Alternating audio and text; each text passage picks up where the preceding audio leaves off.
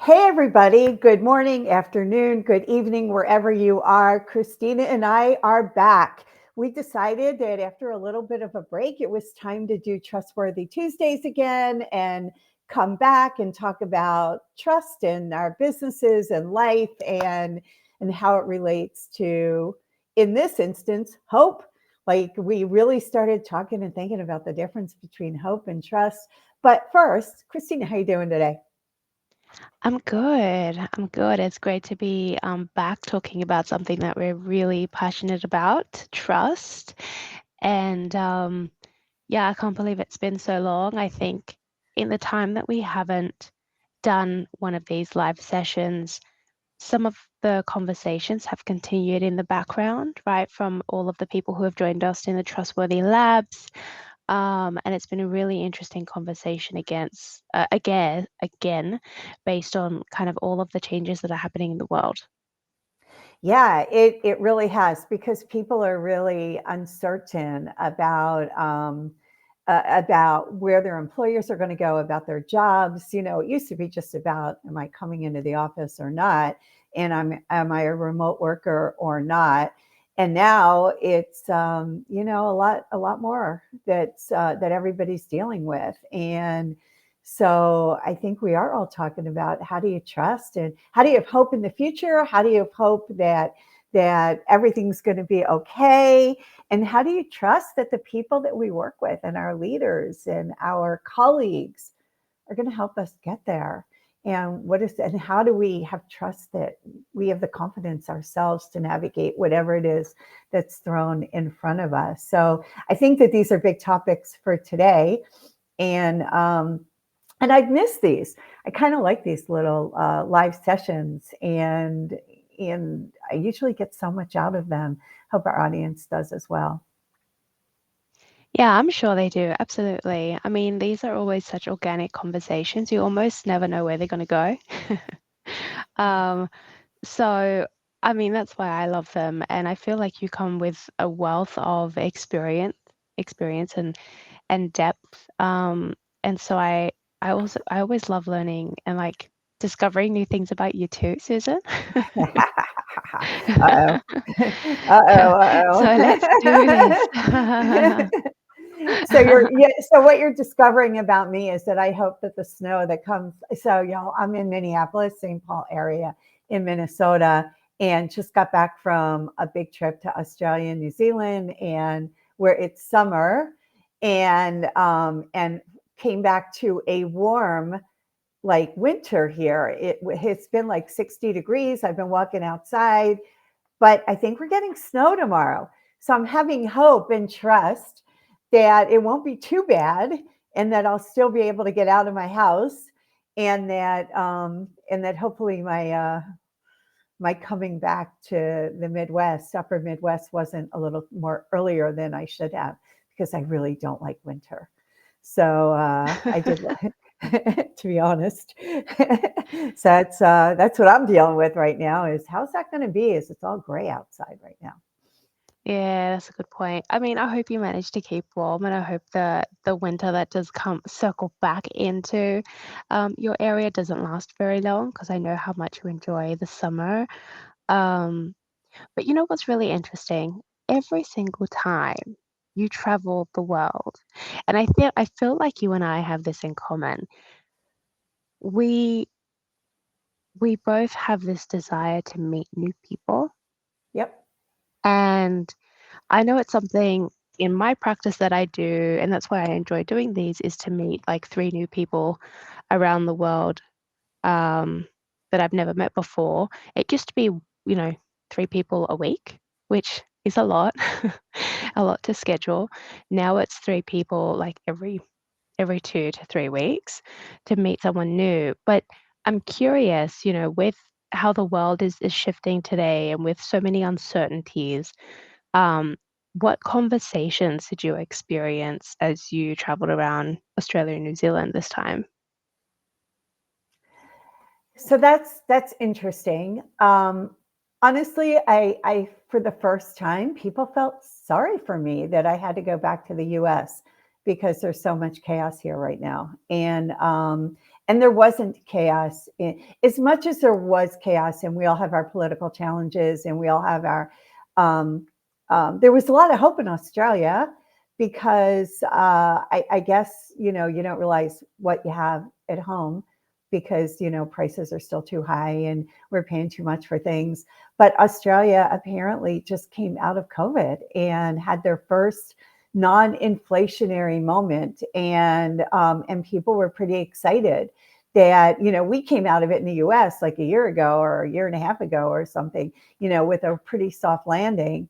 But Australia, when what they were pretty excited about where they were, and that was kind of fun to hear that they're going to probably have a new election and possibly a new prime minister. And they were concerned about the tariffs, to be honest, and that the U.S. is going to impose on them in negotiating those with our president. So, we'll see where that all lands. But I would imagine that that's probably what every country is dealing with right now. What I learned is that Australia is one of the US's largest trade partners. I had no idea. So, you kind of learn these you read the news and you hear the news. And however, the biggest thing we dealt with was a cyclone, or the ex-cyclone, or the cyclone that didn't happen in Brisbane, Cyclone Alfred. And I've never been in that situation before. So when you talk about hope and trust, you have to have trust that you have to hope that it's not going to be that bad and you're going to make it out alive. And, for those of you in the US, a cyclone is a hurricane, but in the Southern Hemisphere. If I can simplify it, I guess scientists would not like what I just did, but they're similar. And literally things just closed down. I mean, everybody was waiting for this big weather event. And I've not lived in Florida or Texas or New Orleans when things happen like that here. Being in Minnesota, we have quick tornadoes that come occasionally, but usually not in the city. So to have to be, the cyclone was targeting Brisbane, and I was in Brisbane. So that was supposed to be the eye of it. And transportation was shut down, and everything, the venues were all closed. Some small mom and pop convenience stores might have been open. There was like nobody on the streets, nobody in their cars, people on the walking path. So you have to have trust that the news and the weather was getting it right, and hope that it wasn't going to be as bad as it could have been. And for us, it wasn't. I mean, it kind of died to a tropical storm because it stalled a couple times out in the ocean, and we got a lot of rain and sun and mix and wind. But apparently they had a lot of flooding after we left. So that was kind of interesting. And I learned that I wanted to find out where the waves were going to be big, and I'm dragging Mark and trying to get Uber to like get us to a beach where I could like be in the windstorm. And Mark's like, no, what are you doing? Oh my So goodness, Susan. I know, I wanted to see it. I wanted to see what what all this big hubbub was about. And then when Uber didn't connect and I didn't know how I was going to get home and I didn't really know where I was, I did have a moment of fear. So what happens if you don't have, trust in the systems and hope that you're going to like get out alive? But we use so much technology. I mean, I didn't even know what street I was on, never mind tell anybody where I was to come help me, or I didn't have any cab app. I just had Uber, and we trust our technology and we trust our phones, and we have, hope that the weather won't be that bad. And then the Uber app didn't work and I couldn't get it to connect.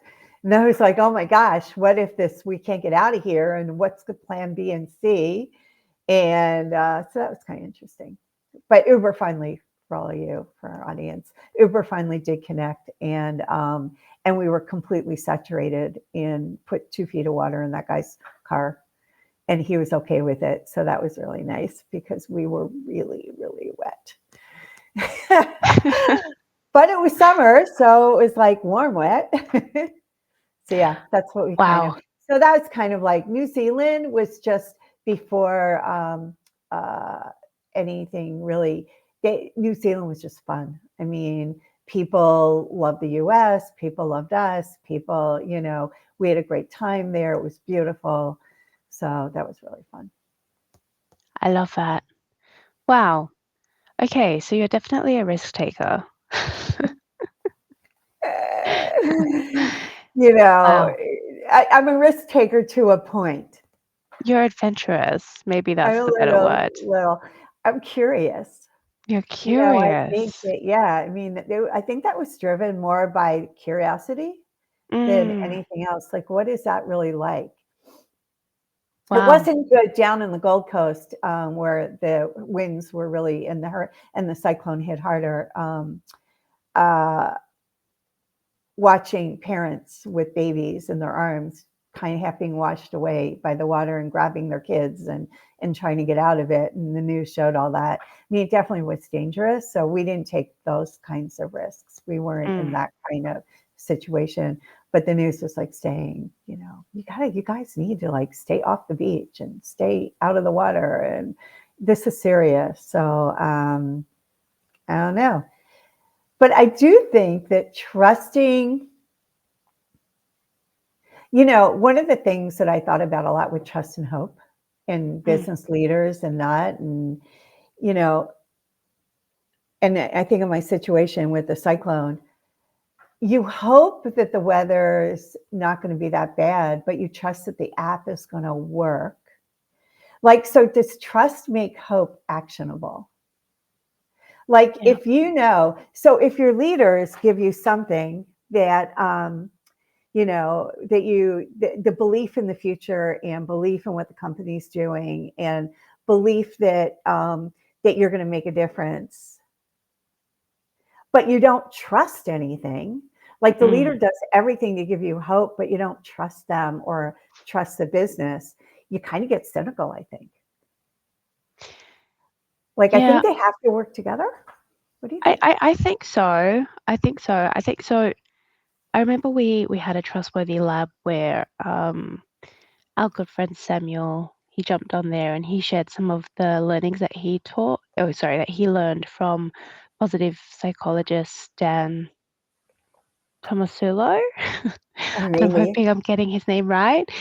Um, but I remember the quote because it was very strong. Hope is the only positive emotion that requires negativity or uncertainty to be activated.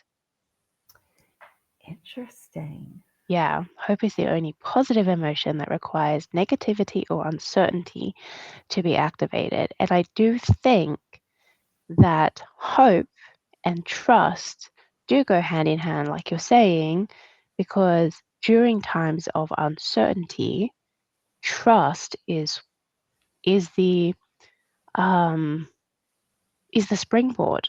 Like that's what operationalizes things. That's what helps you move forward to take action. So people need to see a path forward and they Yeah. need to trust that their leaders are making the right decisions and that the systems are in place and that they're going to be there and people trust even that they have that their bosses and their government or their community leaders or their I live in a condo or our condo leaders we have each other's backs, right? So that we can take that back path forward. What if we don't think anybody has our back? How do you move forward? I mean, yeah, and I feel like we go through a lot of uncertainty in our personal lives and in our professional lives in the workplace all the time. And there are there are small things that leaders can do, people managers can do to ensure that during the time of uncertainty, I do have your back. You can trust in me during I this love time. I agree. So give me some examples that either you've done that's worked or you've seen other leaders do that work. I mean, if you're a if you're a leader one of the biggest things that you can do is to help an individual contributor or employee to understand the bigger picture.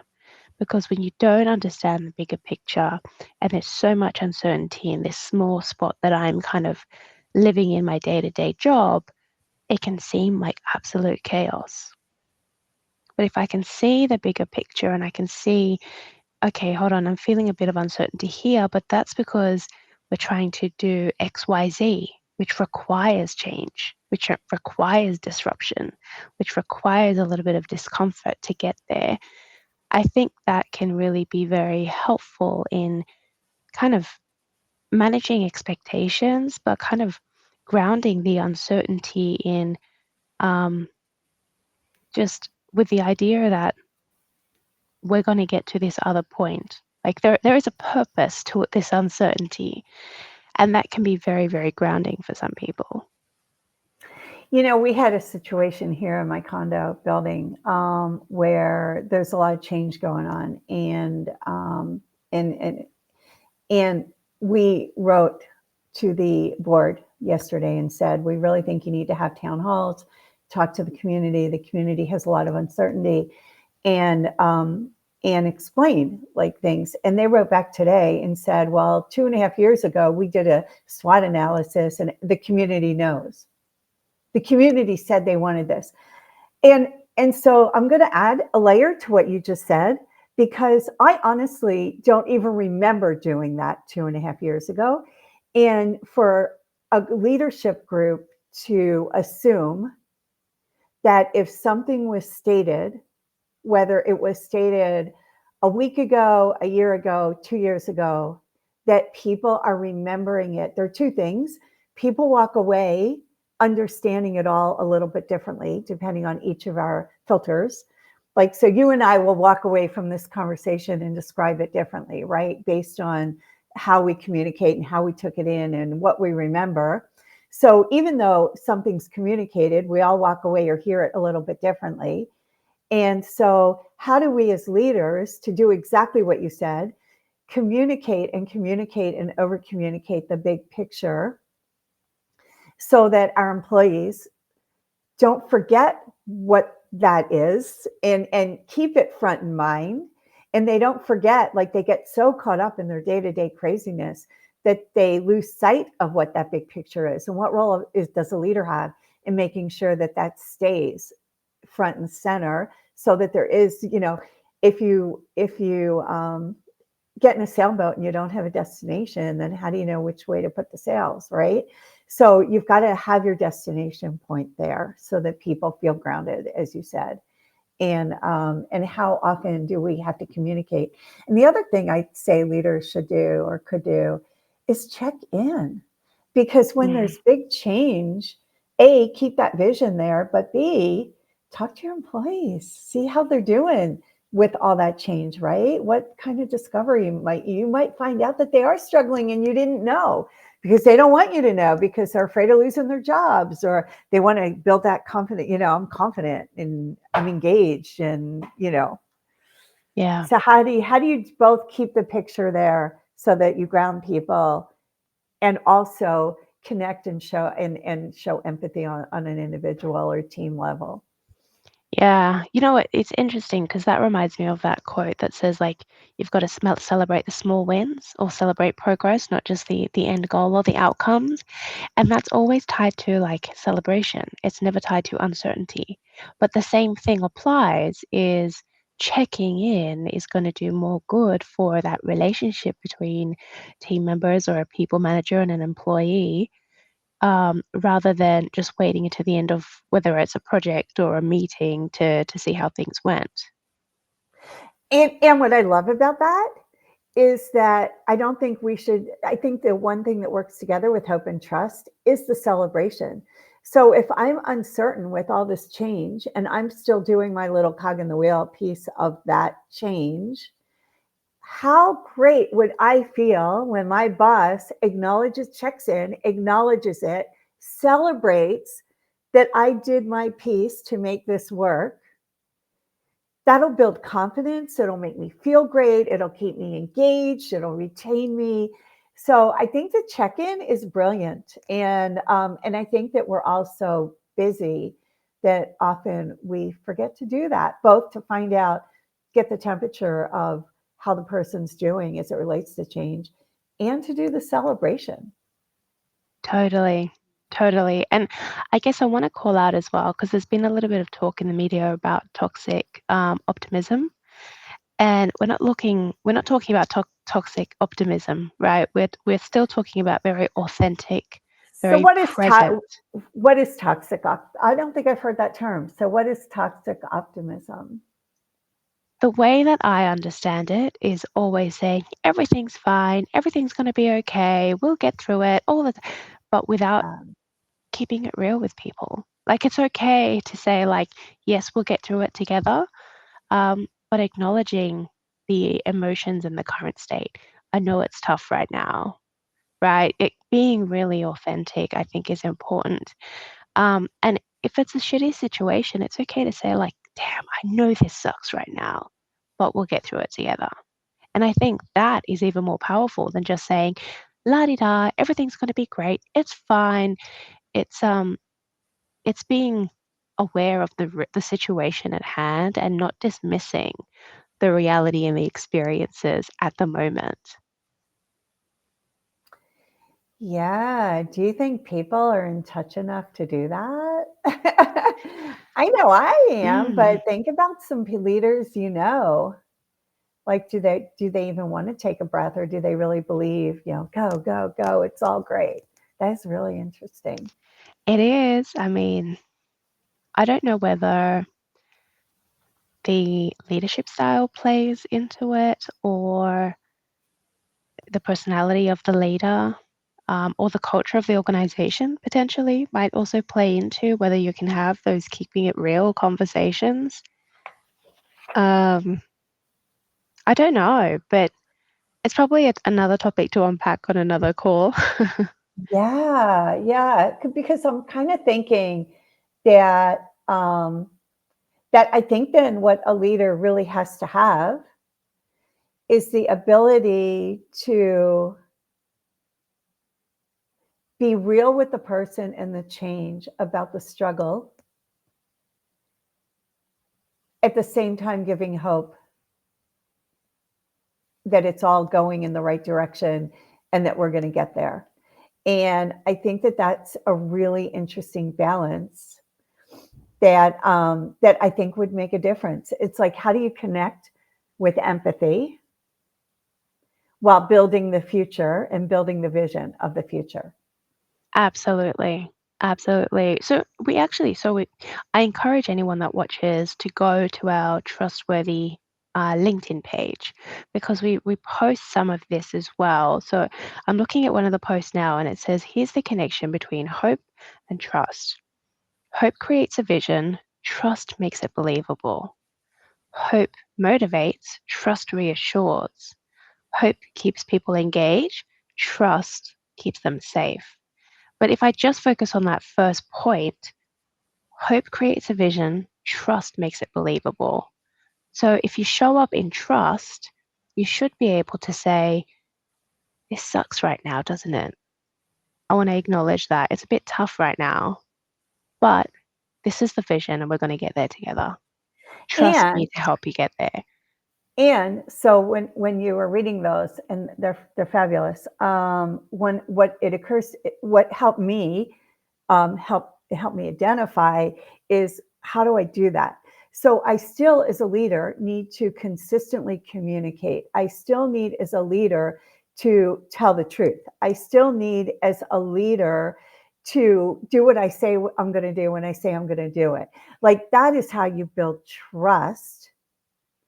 And then the hope and if those pieces are all still there, then there is strong hope that the vision will hold, because I'm also communicating about that. And like, if I don't break it down in the smaller chunks along the way, then it holds that goal is going to hold. And then I can still sit there and communicate with you and say, I want to hear how you're feeling, what you're thinking, ideas you may have, and then we together are going to get there. but I'm not breaking it down. If I stop communicating or I don't show up or I don't consistently, you know, um, deliver as promised, how is anybody going to trust me? And therefore, how are they going to have hope that that vision and future is going to happen? Precisely. Yeah. Beautifully I love stated. that. Well, I do have a one pager that we created for our Trustworthy Lab back in Feb. Should I put that Yeah. up on the screen and we can um, share it with everyone? Yeah. We only have a couple more minutes, but I'm glad you showed it. I'm just going to So take a sip of water. what I'll let you take speaks over. Ah, so I was going to ask you what speaks to you on here.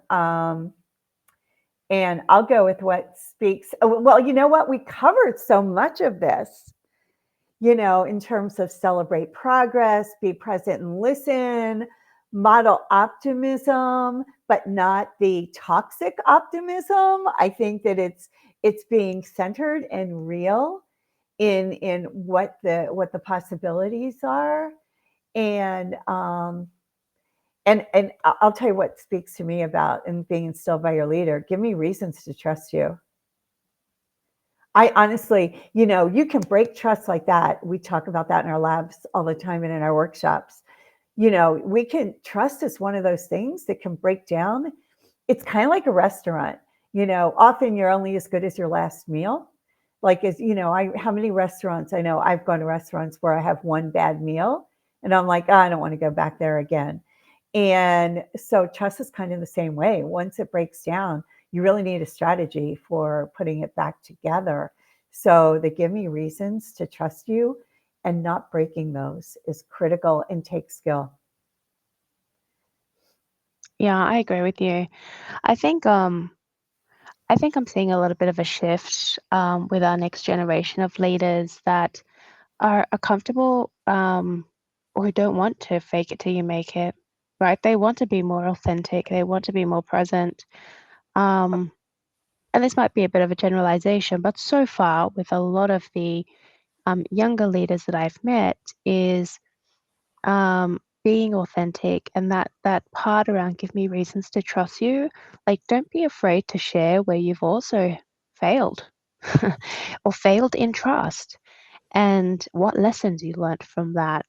Because we're human. We're all going to stuff up at one point or another. We're all going to make a mistake. How do you turn those mistakes into your babies? Own those mistakes, take care of those mistakes, and try and weave that into your superpower somehow. I love that. I kind of think about that all the time because I make mistakes all the time. And how am I going to still develop that trust around me? Um, I do know we have to wrap up. I know this is always such a great conversation and we have so much to talk about. I do want to tell our audience that we are going out on the road and and would love to come and speak to your organization or your community around trust and hope and how to, paint that clear vision and give reasons to trust each and as we talk about reasons to trust each other, Christina and I both speak and we'd love to speak to your organization. If you want to ping us, we'd be happy to talk to you about what your organization specifically needs to maybe be inspired by and see if we can help. Beautifully said. Yeah, we can't wait to speak to you about it. And thank you for joining us. Please join us next week again.